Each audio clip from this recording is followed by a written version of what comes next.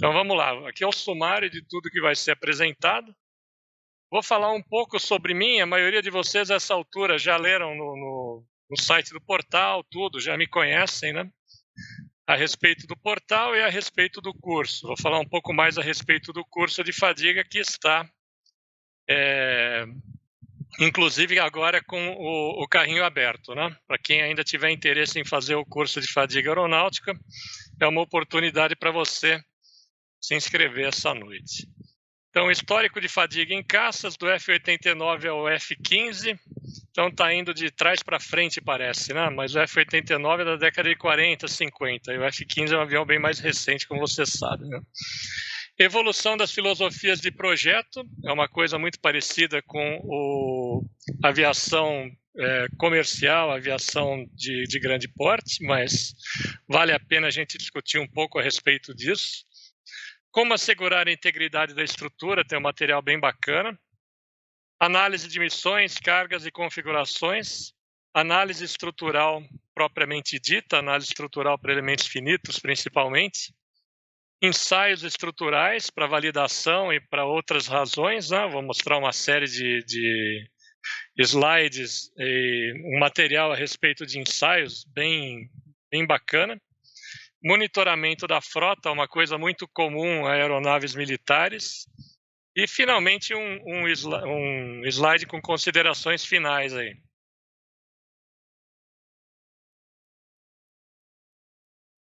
Eu quis colocar esse slide antes de começar, porque tem uma coisa interessante aí. Você fala, puxa, um avião militar, tudo é secreto, né? Mas se eu disser para vocês que da área de estruturas, integridade estrutural, fadiga, a nossa praia, você encontra muita informação interessante em domínio público, né? E absolutamente tudo que eu vou mostrar aqui, você vai falar, puxa, mas um slide desses tem um negócio que parece tão sigiloso. Não é sigiloso, porque foi tirado da internet. Tudo que tem aqui foi tirado da internet, tá? Se você vasculhar, às vezes não é tão fácil assim, faz anos que eu trabalho com isso, então eu já encontrei o caminho das pedras, né? Mas se você procurar, você acha. Então eu vou falar bem pouco a respeito de mim, passar rápido nesse slide. Eu sou engenheiro naval, sou formado pela Politécnica da USP, né, em 1990. Tenho mestrado em estruturas, né, em 94, também lá em São Paulo. Um doutorado pela Universidade de Tóquio em Mecânica da Fratura e Integridade Estrutural, em 1998. A partir de 1999, eu ingressei na Embraer e, desde então, eu tenho trabalhado principalmente com estruturas, com fadiga, tolerância a dano, e esses temas, e uma série de outras coisas correlatas, né? Hoje eu trabalho numa área que se chama engenharia-chefe da empresa. Já faz 10 anos que eu parei nessa área e tenho trabalhado, feito várias coisas em vários programas, né? Através de uma engenharia central. Fui professor do ITA em disciplinas de fadiga e mecânica da fratura de 2000 a 2011, também dei muitos cursos em muitos outros lugares. Então, o que você vê aqui, algumas fotos que eu selecionei, né? Aqui sou eu, é numa máquina de ensaio no ITA também, tá? Fazendo um ensaio de fadiga de um corpo de prova. Isso também é uma das turmas de pós-graduação que eu dei aula no ITA aí para essa turma talvez há uns 12, 13 anos atrás. E essa foto da direita é uma que eu tenho muito carinho por ela, né? Essa é bem mais recente, né? É de 2018, durante o ICAS, que foi realizado em Belo Horizonte. Um comitê ao qual eu pertenço, que se chama Comitê Internacional de Fadiga Aeronáutica, ele foi agraciado com a medalha de von Karman, né? Então, pelo reconhecimento de todo o trabalho que o comitê, que nós fizemos aí ao longo dos últimos 70 anos, né? O Comitê de Fadiga Aeronáutica Internacional, ele existe desde 1952, né? Então foi um momento muito bacana e muito bacana também por ter sido lá em Belo Horizonte, no Brasil. E eu queria falar um pouco a respeito do curso, então. Esse curso, ele é todo gravado, ele tem mais de 16 horas, mas na realidade eu estou adicionando um módulo no curso de elementos finitos, né, que tem algumas análises de fadiga com modelos FEM. Ele vai acabar ficando com umas 18, 19 horas o curso, tá? E tem muito da minha experiência e muita coisa eu vou mostrar aqui, eu vou fazer até uma ligação, uma ponte, né, o que existe no curso com o que está sendo mostrado aqui. Eu acho que se você tem interesse particular pela área de fadiga e integridade estrutural, você deveria considerar, né, se aprofundar um pouco mais através do curso. Eu tenho mais alguns slides aqui. Esse daqui é para você ter ideia, quando eu comecei os cursos no ITA, no ano 2000, eu fiz uma série de alfarrábios aí, escrevia tudo no papel, né? Tudo organizado. Então, todos os capítulos, né, ao longo do tempo, eles foram migrando para o PowerPoint, naturalmente, e hoje eles migraram para o curso em vídeo, né? Mas o material está muito, através dessa capacidade que a gente tem hoje de colocar ilustrações, uma série de coisas, ele fica bem mais enriquecido, né? Tem muitos vídeos também, tem muita coisa interessante lá que, naturalmente, né, com o papel e a lousa, a gente não conseguia expor de uma maneira tão bacana. Então, o curso ele inclui todo um background com acidentes, uma série de coisas aí que contextualizam o problema de fadiga. Tem uma parte teórica de fadiga SN, fadiga YN, né? Tem alguns exemplos de aplicação e tem um exemplo particularmente interessante de uma aeronave parte 23, em que eu faço um estudo um pouco mais aprofundado de um determinado detalhe, como seria um cálculo de fadiga geral, né, genérico, em cima de um componente estrutural daquele avião. E vai ter também um módulo adicional de análise estrutural e análise de fadiga usando o método dos elementos finitos. Ele ainda não foi implementado porque, em função aí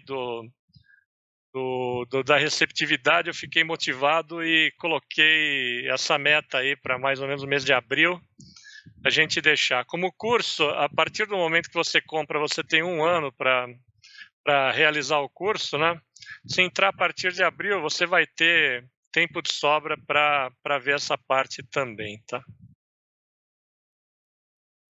Então, para fazer um gancho aí com o material do curso, né, lembrar para vocês quanta coisa que tem lá, com assuntos que também são explicados, normalmente eles são explicados com mais detalhe no curso, eles vão estar indicados com esse símbolo vermelho aqui da seta no alvo, tá? Então, cada vez que eu tiver uma seta no alvo, a menos que eu me esqueça, eu vou lembrar vocês que o que está sendo apresentado aqui tem uma ponte com o que é apresentado lá. Bom, acredito que até aqui esteja tudo bem, questão de som, tudo. Eu sou muito preocupado com essas coisas. Então, vamos lá. Então, vamos começar a falar um pouco de caças. Uma definição genérica, bem fácil aí todo mundo sabe, né, digamos. Caças são aeronaves militares de asa fixa, projetadas primordialmente para combate aéreo. E tem como característica-chave não apenas o poder de fogo, mas também uma alta velocidade e manobrabilidade. Então, tem alguns exemplos de caças mais antigos da Segunda Guerra Mundial. Hawker Sea Hurricane, esse aqui é um dos meus favoritos, né? O Supermarine Spitfire, tem tanta história para contar, né? Durante a Segunda Guerra Mundial. Alguns outros exemplos aqui, asa enflechada, né? Electric Lightning. O Phantom F4, eu vou falar mais a respeito dele logo adiante. Também para não deixar fora de um outro país aqui, peguei, por exemplo, os Mirage, né, da Dassault, e o F-22 Raptor, um avião bem mais recente, né, norte-americano. Então, uma das características do caça é que ele é sujeito a condições de carregamento, particularmente decorrente de manobras, né, condições bastante extremas. E o que acontece é que os primeiros caças, ou os caças mais antigos, eles não tinham, faz de conta que eles não tinham problema de fadiga, ou o problema de fadiga era ignorado. No passado, fadiga não era considerado um problema para os caças, uma vez que eles eram dimensionados principalmente por condições limite, condições ultimate, condições estáticas, né? Agora, o que acontece? Ao longo do tempo, não faz sentido você perder uma aeronave fora de combate, certo? Então, o aumento da complexidade, e a gente sabe que hoje em dia tem caças que carregam equipamentos, armamentos extremamente caros, né? O aumento da complexidade e custo dessas aeronaves e um histórico, infelizmente a gente vai ver aí, um histórico com vários acidentes não ligados à batalha, né, ao longo do tempo, fez com que o assunto de fadiga ganhasse cada vez mais importância, né? Então, num avião, um caça hoje, ele passa por um processo, né, a gente vai ver o processo, bastante rigoroso para que ele não traga surpresas decorrentes de problemas de fadiga ao longo da sua vida útil. Entretanto, e eu grifei aqui, evitar problemas com fadiga não é uma tarefa necessariamente simples. Fadiga é uma coisa muito ligada a detalhe, muito ligada à operação, muito ligada a condições de montagem, quando a gente menos espera, em um lugar que não estava previsto, às vezes poderia surgir se você não tomou todas as precauções necessárias para ter um produto à medida do possível, livre de problemas de fadiga durante toda a sua vida de operação, durante toda a sua operação. Então, para isso é necessário considerar aspectos que devem acompanhar desde o projeto preliminar da aeronave e todo o ciclo de vida dessa aeronave. Até o fim da vida dela, a questão de fadiga tem que ser acompanhada, tem que ser monitorada, principalmente quando se trata de uma aeronave militar. E depois eu vou explicar um pouco mais por que uma aeronave militar tem mais preocupação com respeito ao monitoramento. Vai ficar mais claro, né? Então, a gente vai começar aqui com uma certa motivação, é até engraçado falar isso, mas é uma série de acidentes que ocorreram com caças logo após a Segunda Guerra Mundial. Eu omiti aqui outros que foi durante a Segunda Guerra Mundial. Às vezes não tem também esse histórico tão fácil assim, né? E a referência, mais uma vez, é uma referência que eu utilizei para a live anterior, né? Tinha alguns aviões aí que foram, inclusive o F-15 Eagle, eu repito aqui durante essa live, né, o caso dele, a informação foi tirada principalmente desse relatório da Força Aérea Americana, né, disponível em domínio público também pela internet. Então, eu vou falar, por exemplo, do F-111 Aardvark, e por isso que eu pus aqui o nosso símbolo, porque eu explico mais a evolução dos requisitos através do F-111. Então, durante o curso, né, eu entro mais a fundo com respeito a esse cara aqui. Os demais, F-89, 84, 86, mesmo o F-4 e o F-15, eles foram abordados nas lives, mas eles não foram abordados no curso, tá? Então, vamos passar um pouco como eu falei, a ordem aqui parece decrescente, né? Começa com o F-89, mas é um avião da final da década de 40, começo da década de 50. Foram fabricadas 1.050 aeronaves, né? F-89 Scorpion. E em poucos meses, no espaço de 2 temporadas, aí, 6 meses do ano de 1952, houve pelo menos 6 quedas desse avião e o problema foi identificado como problema de fadiga nas asas. Vale lembrar que esses aviões, por terem uma performance geralmente muito otimizada, eles têm uma asa muito alongada, uma asa muito fina, né? Um perfil, né? O perfilamento aí da asa é muito agressivo, o que leva naturalmente a dificuldades estruturais. Então, no caso aqui, tem algum complicativo a mais, né? Então, a frota, após essa série de acidentes, a frota foi, como se diz, groundeada, né? Ela foi colocada no chão em setembro de 1952, e a partir daí fizeram um ensaio em escala real. Vamos falar a respeito de ensaios de escala real, ensaio full scale, e verificaram que, de fato, né, através desse ensaio, a vida na raiz das asas tendia a ser muito curta.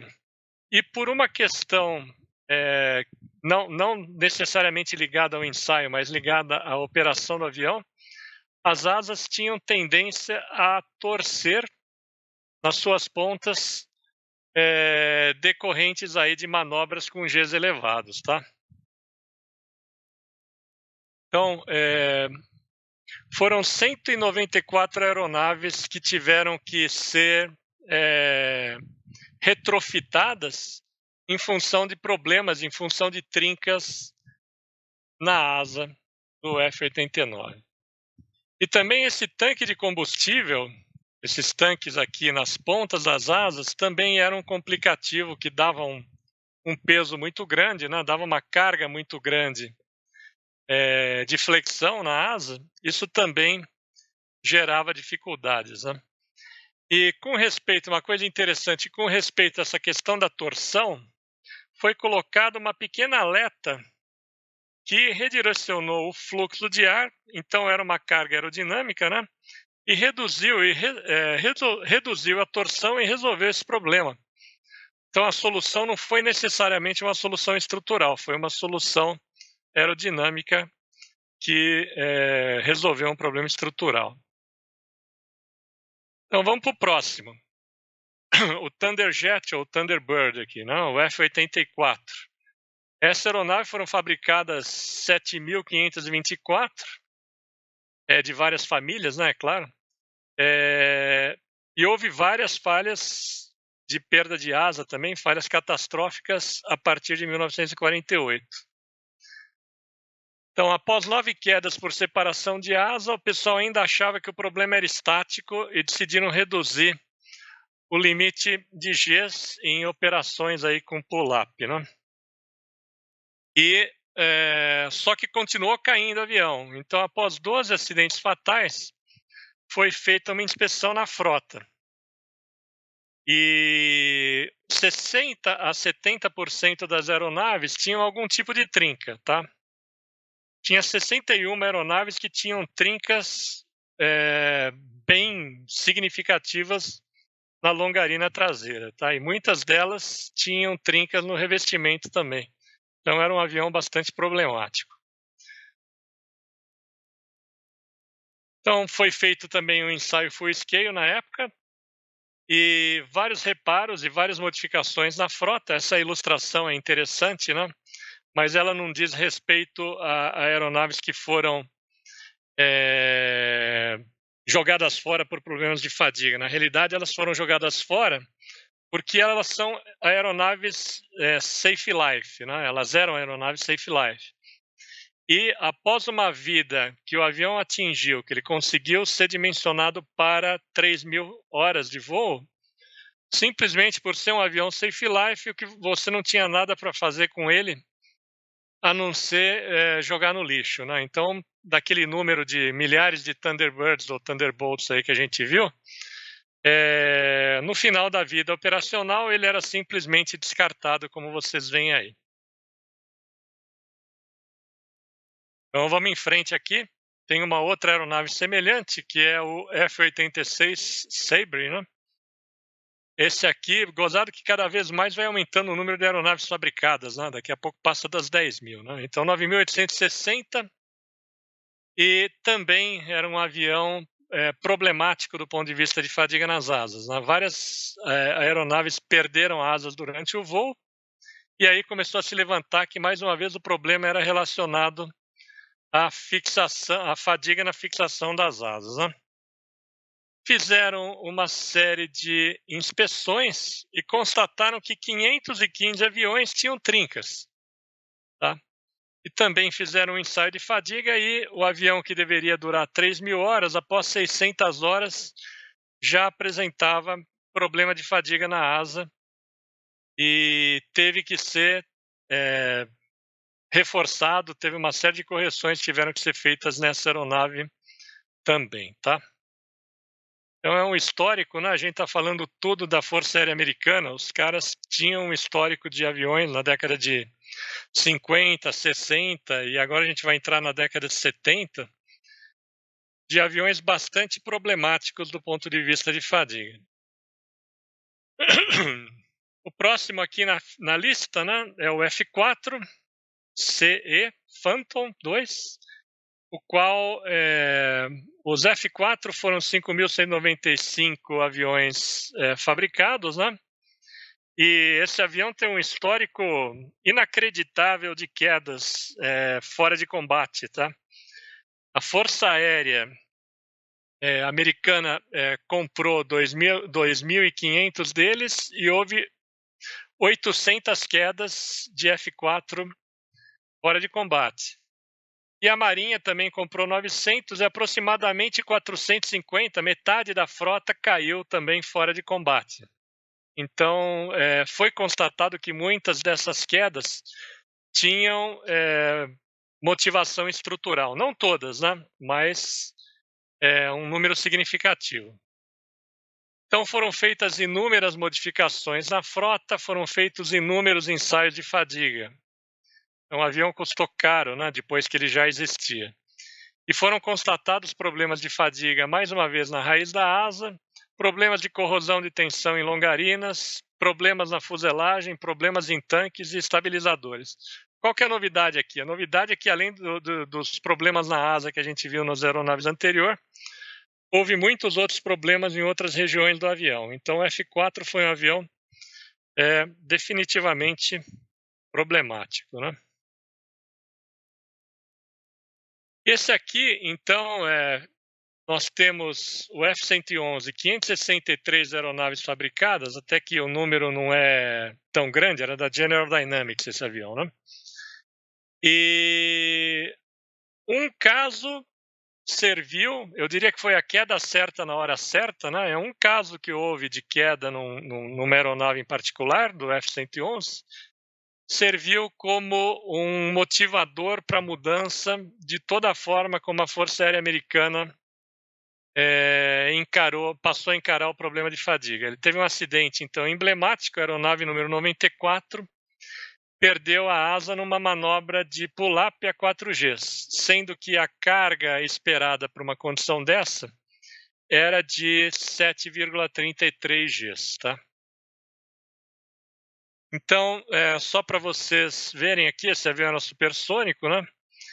Ele tinha uma asa que tinha um tilt aqui, né? Ela enflechava, né? E o lugar onde ocorreu o problema foi justamente a ferragem da fixação do pivô de articulação da asa. Então, se você conseguir ver aqui essa ferragem, aqui está indicada em destaque aqui, ela corresponderia, por exemplo, mais ou menos à asa direita aqui, né? Então, essa região é a região dentro do avião, essa região seria a região outboard em direção à asa. E a falha que ocorreu foi nessa seção aqui, não no pino, não no olhar, mas nessa seção um pouco outboard dela, né? E tinha uma trinca inesperada, né? Uma trinca, essa até a palavra em português para rogue aqui é difícil de traduzir, né? É uma trinca traiçoeira, né? Que foi encontrada assim que fizeram a investigação da queda do avião. Ele tinha uma trinca de manufatura, então com 105 horas de voo, essa trinca que não era prevista, uma vez que o avião era um avião Safe Life, ele foi projetado para não ter falhas de manufatura, né? Ele tinha uma falha que levou, uma falha não prevista, não calculada, que levou a um acidente extremamente prematuro ao que era previsto, né? Então, isso levou a inúmeras inovações. Tá? Essa foi dita até por uma pessoa da USAF como a trinca mais infame da história da aviação, né? Um especialista muito famoso lá da USAF.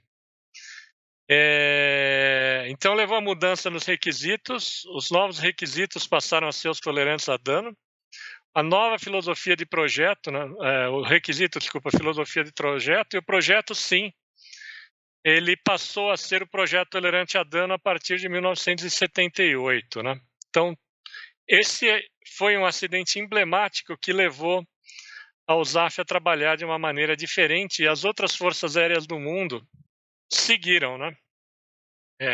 Os europeus, e mesmo a Força Aérea Brasileira, tá? Os aeronaves hoje são todos tolerantes a dano, né? Então, eu vou voltar a falar sobre Safe Life tolerante a dano logo que a gente acabar a questão dos acidentes, né? Esse aqui, então, o F-15 é uma coisa bem mais recente, eu preferi repetir, caso tenha algumas pessoas que participaram da live anterior. Eu achei um caso tão interessante que achei que vale a pena ver de novo aqui. Então, o acidente ocorreu em 2 de novembro de 2007. O avião estava voando no Missouri, né?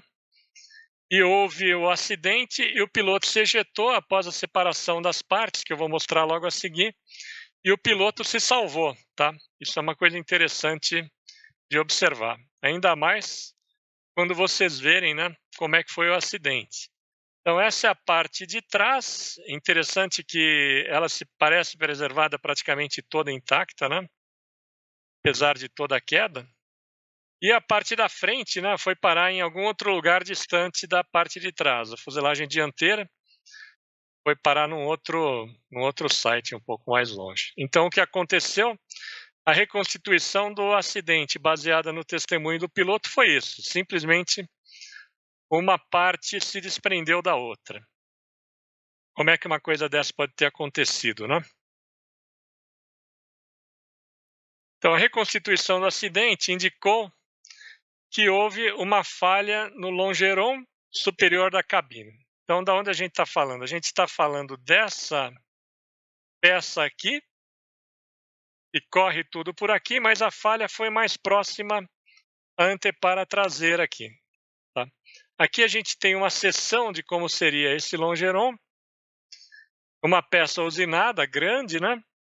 E aqui tem uma visão geral de como as trincas, né? Porque na verdade foram várias pequenas trincas, elas começaram na alma e se propagaram, né, nessas duas direções aqui. E apesar do avião ter inspeções, tudo, essa região não estava prevista e elas não foram identificadas até que o acidente ocorresse. Inclusive, após esse acidente, claro, a frota toda foi investigada, né, fizeram inspeções e acharam danos semelhantes, né? Graças a Deus não até o tamanho crítico, mas acharam danos semelhantes em outras aeronaves também. Então essa estrutura, hoje ela é considerada single load path e ela não era fail-safe. O que quer dizer fail-safe? Ela não tinha um grau de redundância necessário para que uma delas quebrada o avião continuasse voando, né? E, na verdade, não é que havia um subdimensionamento aqui. Havia um subdimensionamento para esse e um lote de aviões em particular. A seção do Longeron, ela estava com uma espessura de 0,039 polegadas em algumas regiões, 1 milímetro, né? Quando ela deveria ter uma espessura de 0,09 polegadas. Então, ela estava totalmente menos da metade da espessura de projeto prevista. Então, esse foi um desvio de produção, né? Havia outros problemas aqui de rugosidade superficial, tudo, mas foi um desvio de produção que levou a um problema de fadiga, né? Estava subdimensionado. Durante a utilização do avião, as trincas nuclearam, se propagaram e levaram à falha do componente. E a hora que esse componente, o Longeron, o resto da seção foi junto, né?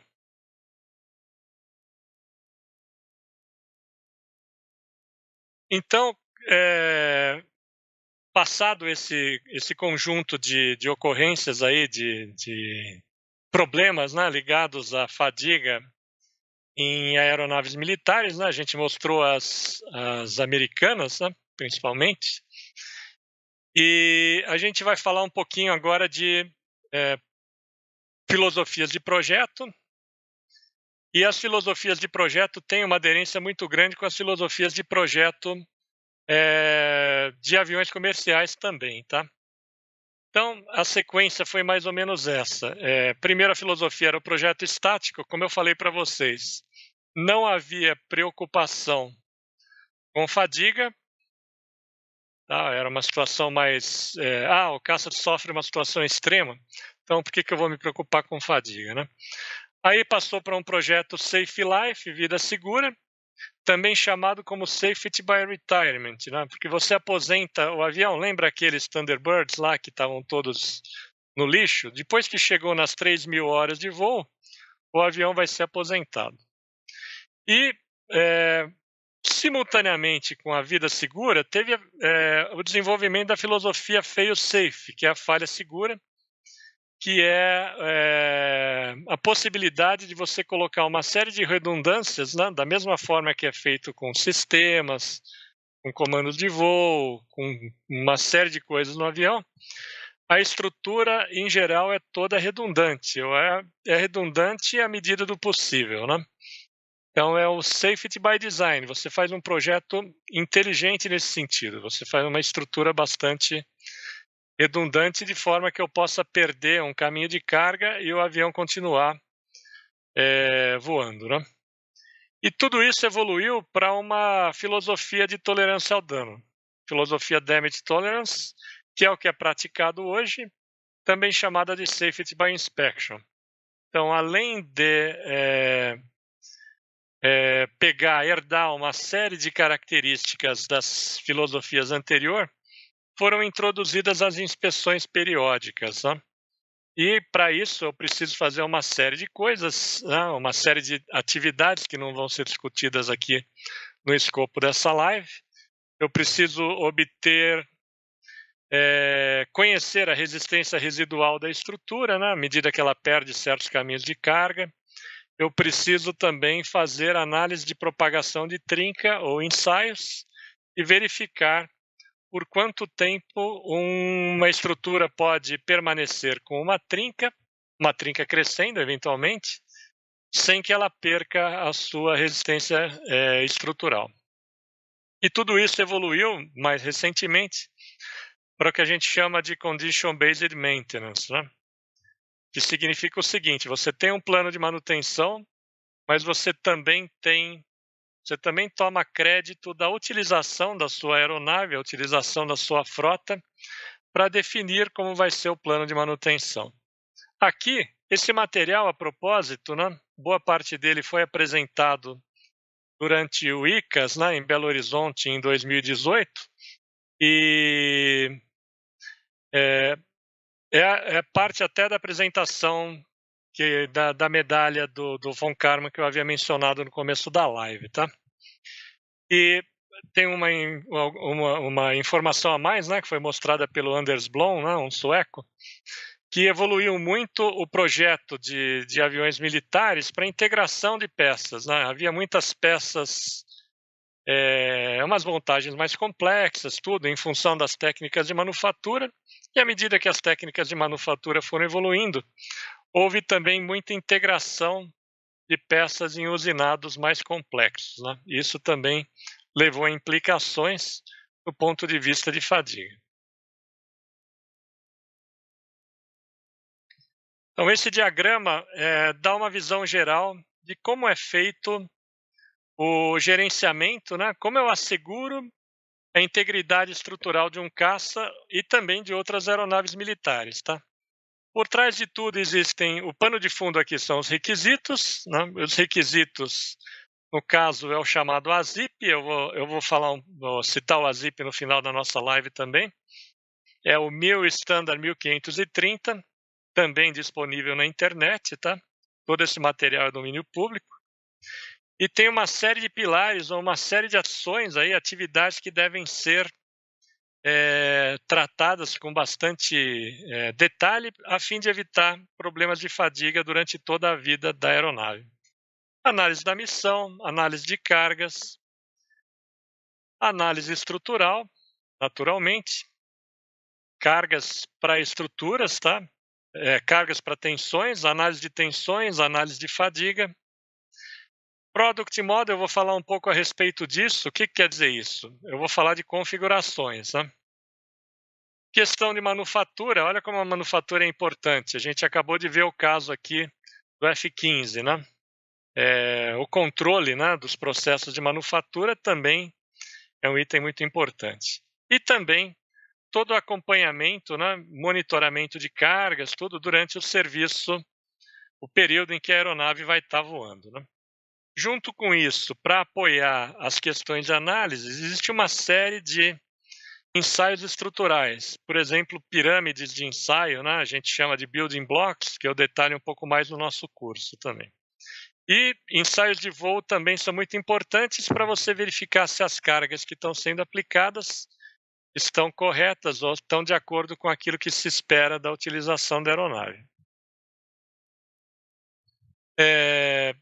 Isso aqui é uma visão geral, então, da primeira caixinha, né? Análise de missões. Então, é uma figura esquemática, né? Mostrando o que seria uma missão de um caça, que envolve várias fases da missão, né? Pouso, decolagem, cruzeiro, interceptação, combate aéreo. Mais uma vez aqui, eu posso diminuir a altitude, aumentar a altitude. As missões às vezes são bastante complexas, né? E isso é um complicativo muito grande, né? Isso vai variar muito dependendo do cliente, dependendo da região onde se espera que a aeronave voe. É difícil você ter uma configuração perfeita que atenda a todas essas demandas, né, de várias forças aéreas. Normalmente o cara faz um avião para atender a diversas forças aéreas e ele teria que ter uma capacidade, uma flexibilidade de fazer isso, né? Então aqui tem uma série de detalhes aí que eu não vou entrar no mérito, tipos de missões, os segmentos das missões, né, manobras de solo, manobras de combate, separação aí de bombas, por exemplo, né, tiros, né, pouso, uma série de coisas aí que tem que ser levado em conta e é muito particular, né, por exemplo, store separation, gunfiring, tudo isso aqui é muito particular de caças, né.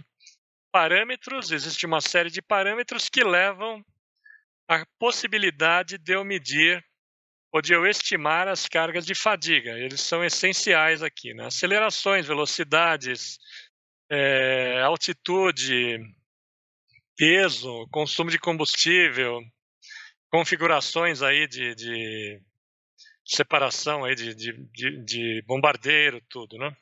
Bombardeios, né?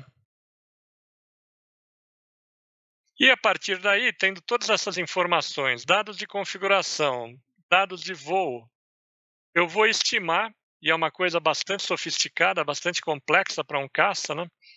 Eu vou estimar as cargas. E as cargas, elas vão ser... aqui o exemplo que tem, né? No caso aqui seria a pessoa que mostrou era da Saab, né? Aplicação de cargas unitárias, né? E uma série de cargas, de casos de carregamento, uma série infindável de casos de carregamento incidentes na estrutura, que são necessários para eu estimar as cargas de fadiga que vão, pela qual ela vai ser sujeita, né? A estrutura vai ser sujeita. E levando em conta todas aquelas particularidades, né, de missões que o avião tem que acomodar. Então, mais uma vez, eu deixei como referência aqui o ICAS 2018, né? A apresentação que a gente fez lá. Mais um pouco sobre cargas. Aqui eu só queria mostrar a diferença entre um valor típico de carga para um avião comercial. Então, isso aqui é uma carga que a gente chama de 1G, é uma carga média. Isso aqui é uma simplificação de um espectro de carga, cargas de voo em torno de 1G, carga de solo em torno do 0. De novo, mais um voo, outro pouso, decolagem, voo e assim por diante. Então aqui a gente está com 1,5G, 2Gs, e o que acontece? Deu 2Gs, o camarada se sente meio desconfortável porque ele está se descolando da poltrona lá, né? Mas olha para o militar aqui. Então eu peguei um espectro típico de uma aeronave militar, a referência, esse documento aqui, também domínio público, né, da OTAN, né, Organização Tratado Atlântico Norte, de espectros de carga em caças, né? Então a gente tem de -1 ou -2, -3 até 8Gs, né, por exemplo, né? Então comparar esses 2Gs de um avião comercial, aqui um 737, por exemplo, com esses 8Gs do caça, realmente tem uma diferença grande aí, e praticamente isso tudo, né, decorrente das manobras, né, das manobras que o avião faz. Aqui tem alguns exemplos de espectros de excedência. Eu coloquei aqui uma lembrança também que essa questão de cargas de fadiga também é abordada de uma maneira prática no curso, tá? Aí o próximo tópico é a configuração. Eu falei um pouco, eu vou falar mais um pouco. Botei como exemplo aqui para vocês um F-16. É uma configuração básica, é mostrada aqui. Esse é um avião, ele tem uma estrutura bastante convencional até. Talvez até o Ivan tenha abordado o F-16 na live dele. Então aqui a gente tem uma série de cavernas, né? Uma série de reforçadores longitudinais, os longerons. Esse aqui que havia dado problema, né, no F-15 que a gente havia visto.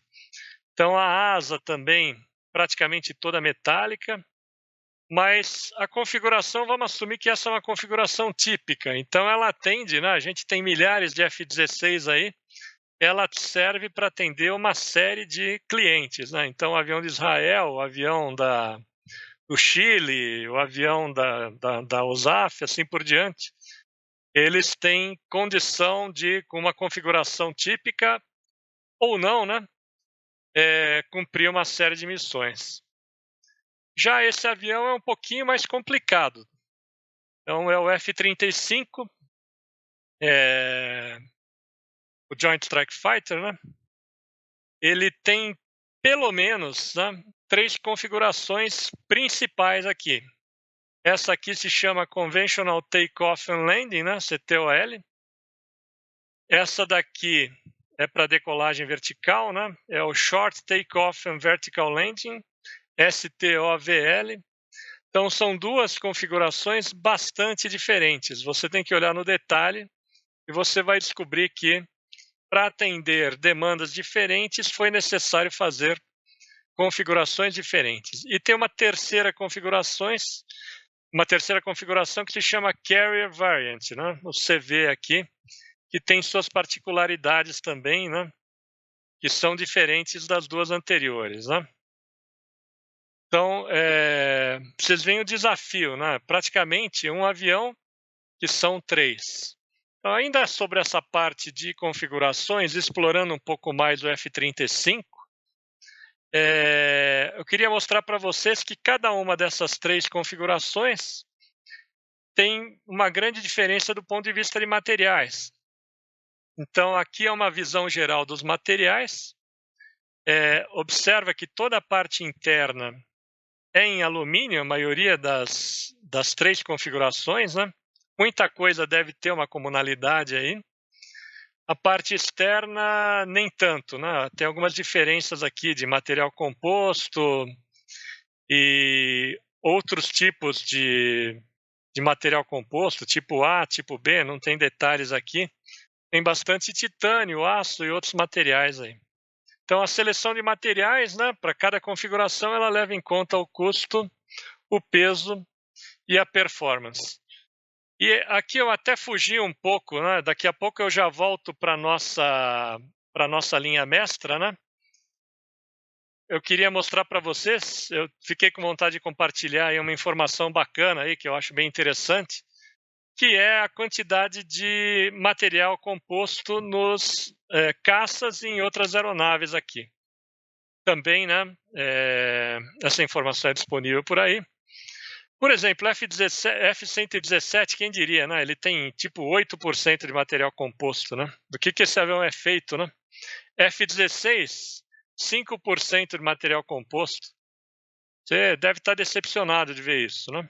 F-35, que é o que a gente está explorando aqui, no fundo, ele tem pouco menos de 40% de material composto, né? O F-22 aqui, o B-2 já tem mais, né?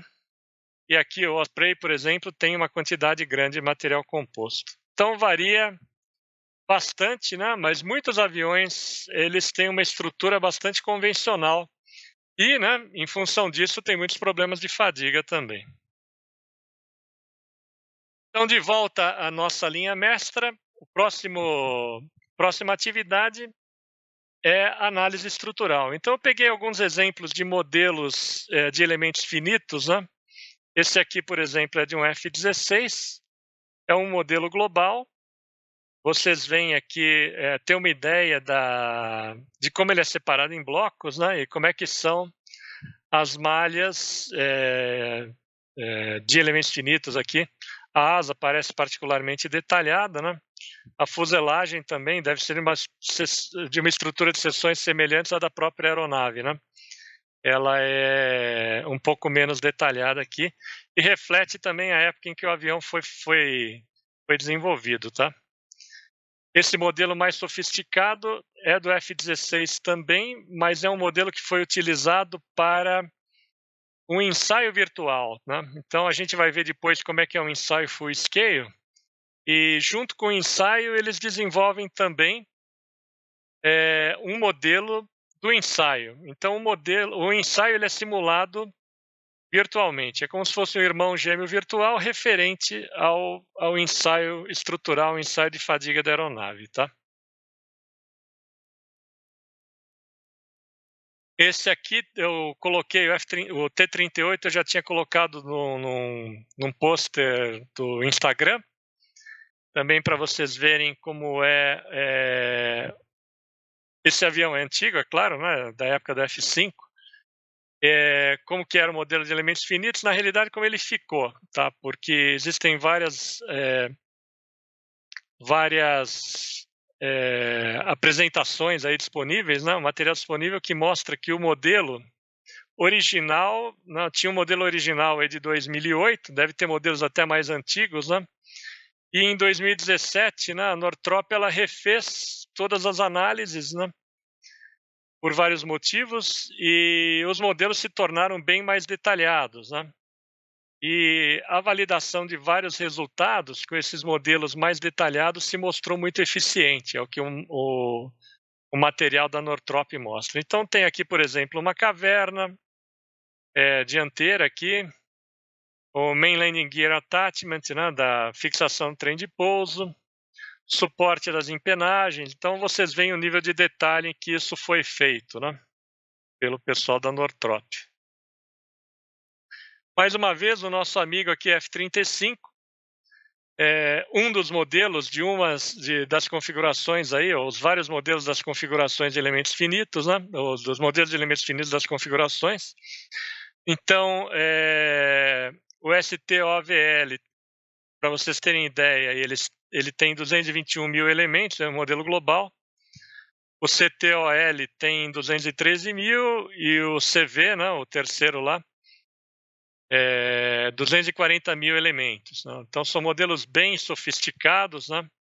Aqui um exemplo de uma caverna, por exemplo, né? Como é que foi feita a malha de elementos finitos. Tá? Então, várias outras partes são descritas também. Isso é uma visão geral do modelo, né? Então, vamos partir agora para os ensaios, né? Então, a gente deu uma passada por essa parte aqui. Eu não falei sobre manufatura e serviço, mas vou falar um pouco sobre os ensaios estruturais, né? Então, só alguns exemplos de ensaios que foram realizados, né, que as informações estão disponíveis. Esse aqui é o ensaio do F-16, ou de uma das configurações de F-16. Às vezes eles chamam de ensaio de fadiga, às vezes eles chamam de ensaio de durabilidade, tá? A diferença é sutil até. A durabilidade, você está mais preocupado de não surgir trincas, principalmente aí por razões econômicas. Né? Não quer dizer que você venha a ter problemas de segurança, né? Devido a problemas de fadiga. Tá? Aqui, uma outra figura interessante que eu encontrei aí é o F-15. Vocês veem que tem dois, é o mesmo lugar, tá? Um avião do lado do outro, né? Tem dois ensaios em andamento, né? Então, pode ser condições diferentes, pode ser configurações diferentes, operações diferentes, não sei. Eu sei que isso aqui implica naturalmente em muito dinheiro, né? Todo esse trabalho tem esses ensaios custam fábulas, né? E o desenvolvimento dessas aeronaves a gente sabe que custaram também, né? Fortunas. Esse aqui, na verdade, não é um ensaio de fadiga, eu pus porque eu achei legal.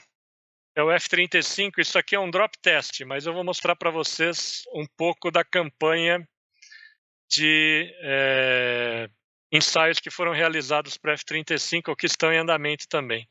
Deixei a mira aqui para lembrar que tem uma série de ensaios estruturais de aviões não militares que eu descrevo no curso também, tá?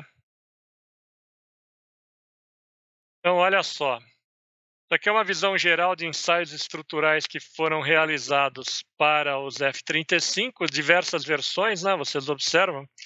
É um ensaio estático de duas versões diferentes, ensaio de durabilidade, o drop test que a gente viu há pouco, ensaio de uma coisa bem específica, né? O buffet. O buffet é um problema para caças, né? É o descolamento da camada limite da asa incidindo sobre outras superfícies, né? Ensaio estático do estabilizador horizontal, esses aqui feitos na Inglaterra. Ensaio de durabilidade para a terceira versão. Ensaio estático, ensaio de durabilidade do estabilizador horizontal. O estabilizador horizontal, ele é ensaiado separadamente do avião. E no avião full scale, o que se coloca é um dummy, né? Uma estrutura dummy representando o estabilizador, que normalmente é uma ligação isostática. Tá? Então, um exemplo aqui, inclusive mostra um pouco um detalhe da região central do F-35, né? Todas as cavernas. As cavernas, a maioria delas é de alumínio, essa que está em cinza é de titânio, tá? Porque ela tem uma responsabilidade maior, aqui ela deve pegar uma carga maior, eu suponho. E eles mostram mesmo, existem vários congressos aí que o pessoal da USAF mostra uma série de ocorrências, né, de trincas que surgiram durante o ensaio. Então, nessas ferragens complexas, né, para determinados detalhes, aparece uma trinca lá e o camarada tem que parar o ensaio e tomar uma ação, né? ou ele vai deixar a trinca crescer, ele analisa o risco, ou ele vai ter que trocar a peça e ver uma ação necessária para a frota, por exemplo, em função dessa ocorrência. Isso aí envolve, claro, a carga que foi aplicada no ensaio versus as condições de carregamento que vários aviões da frota estão sofrendo, né? Após o ensaio de fadiga, é muito comum, nesse caso aqui a gente tem do F-35, um teardown. O cara pega o avião e tira tudo, vai arrancando os pedacinhos, vai picotando muitas vezes as peças e verifica se houve, às vezes, pequenas trincas que não foram identificadas pelas inspeções normais durante o ensaio. Então, o objetivo do teardown é realmente fazer um raio-x na estrutura logo após o encerramento do ensaio de fadiga, do ensaio de durabilidade. Então, aqui vocês veem, por exemplo, uma asa do F-35, né? De uma forma muito mais fácil, né, do camarada fazer uma inspeção. Mas, provavelmente, além do que ele está olhando aí, visualmente, ele deve explorar muito mais a estrutura para encontrar qualquer coisa relevante do ponto de vista de fadiga, tá? Aqui um ensaio mais dedicado, é uma caverna, né, do F-35 também. Essas cavernas foram forjadas, houve várias dificuldades aí com os forjados, né? A Alcoa, inclusive, publicou vários artigos, fez várias apresentações em congresso, explorando esse forjado do F-35, né?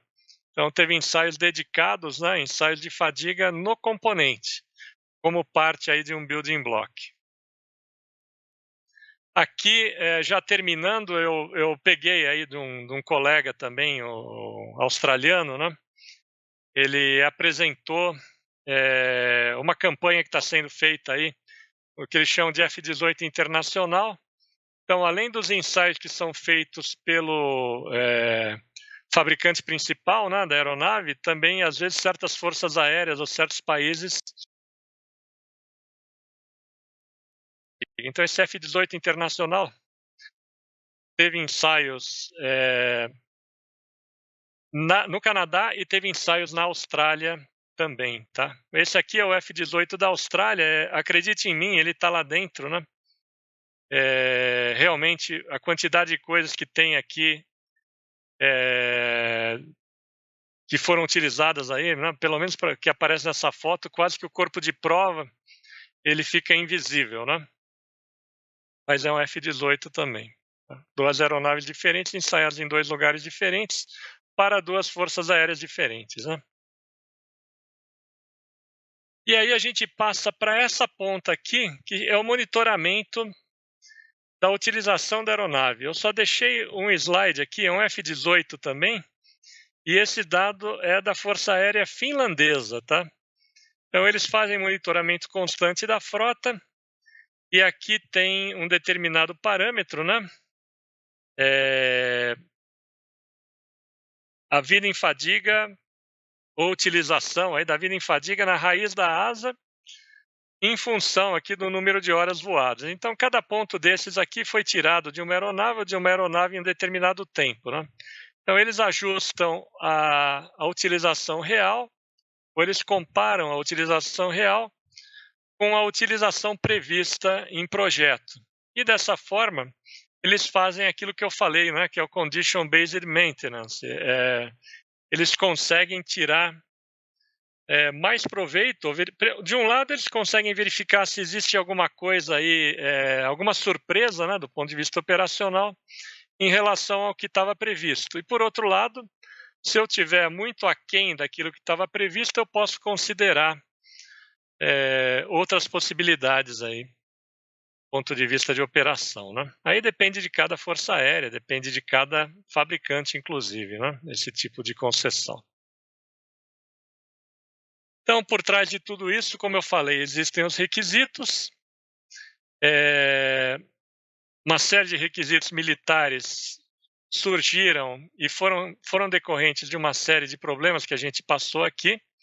Então, existem requisitos de certificação, assim como numa aeronave comercial, um caça também tem. E existem requisitos de aeronavegabilidade, né? E existem, sim, requisitos de tolerância a dano e fadiga, e quem rege isso é o ASIP, Aircraft Structural Integrity Program. No caso, quem rege isso na Força Aérea Americana, né? E o requisito principal, aí existe uma série de outros requisitos, né, associados a ele, é o MIL Standard 1530. Ok? Então, aqui, chegando ao fim da nossa live, né, eu faço um sumário, né, do que foi discutido. A gente viu que no início as aeronaves tinham dimensionamento predominantemente estático, né? Fadiga não era um assunto relevante em projetos de caça, até a década de 50, 60, até a década de 70, eu diria. E começou a se tornar mais importante à medida que os equipamentos, né, que o caça carrega se tornaram mais complexos. E também, por outros motivos, né, foram vários acidentes, inclusive teve acidente que eu não mencionei, que foi durante show aéreo, né? Então tem também esse lado de público, né, que é desinteressante você perder uma aeronave, tem vidas humanas envolvidas, tudo, né, por um motivo desses, né. Então, a partir daí foi desenvolvido um processo, que é um processo muito robusto de certificação militar para caças, entre outras aeronaves, né, que se chama ASIP, que está dentro do ASIP, né, e vários conceitos de filosofias de projeto foram discutidos en passant, né, durante a nossa live, né. Falamos de fail-safe, safe life, falamos de tolerância a dano, propagação de trinca e assim por diante. E esses conceitos, né, eles são explorados ou são explicados com bastante detalhe também, entre outros assuntos, né, em ensaios, análises e assim por diante, no curso de fadiga aeronáutica. Então, dessa forma, eu chego ao fim. Muito obrigado, né, a todos que participaram. Espero que tenha trazido mais conhecimento para vocês.